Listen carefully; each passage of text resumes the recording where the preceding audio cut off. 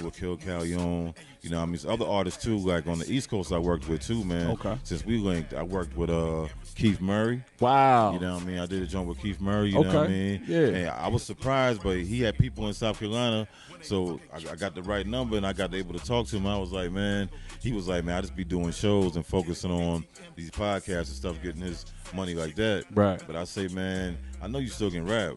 And I say, man, I want to get you on this track, man, and I promise you, you're going to like this track. Yeah. You know what I mean? And the track was called Catch a Vibe. Okay. And that was produced by Bagged Up Beats. And it got, who else it got on that joint? It got a girl from Philadelphia named Blind Beauty. Okay. Like, and she messed with Charlamagne and Angela Yee. Angela Yee, like, helped manage her or whatever. Yeah. You know what I mean? She a real good independent artist, but she really blind. But Wow. she has a real good voice. Okay. Real good voice. And I let Keith Murray hit a track, and he was like, yo, I'm getting on it. Yeah. And I got that one with him, and I got one with JR Writer. Okay. From Dipset. Yeah. You know what I mean? I seen him pop out. He did an interview just recently with Adam 22. Okay. You know what I mean? But I reached out to him, man, with a friend of mine in New York. He's from Brooklyn, but I don't want to give his name out on here. But yeah. he from Brooklyn, a guy that I knew, and he was like, man, I really know JR Writer, and he was like, man, would you want to work with him? I said, yeah, man, JR Writer was dope. You know what I mean? Dipset. So we did a song together called Imaginary Players. Imaginary Players, and that's like a spinoff of an old Jay-Z track called Imaginary Playmate. You know what I mean? And I dropped that song on an album called The Birdprint.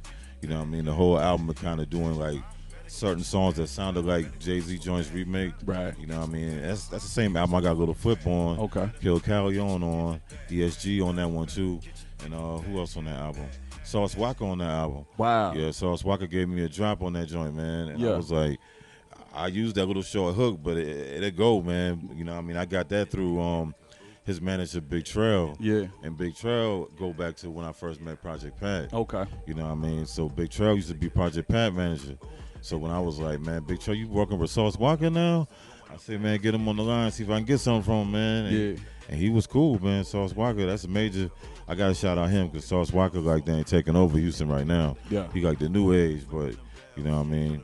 He showed the brother love on the album. Man, you working. We talking about, you got features from somebody from Dipset, 3-6 Mafia, Houston. Like, how do you stay humble with all this major, activity you got going on? Because this stuff ain't light. Like, that's not light at all, I feel you. You know what I mean?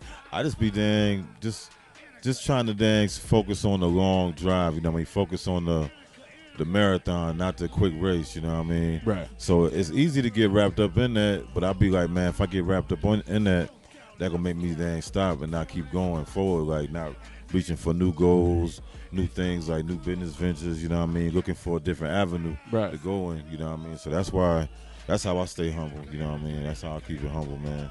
Just always staying focused on different business endeavors and stuff like that, you know.